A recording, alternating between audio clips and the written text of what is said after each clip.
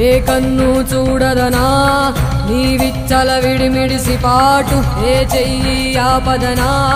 తప్పటడుగే నీ అలవాటు అదృశ్య దృష్టిగా సకల సృష్టిని ను గమనిస్తున్నది లెక్కగట్టి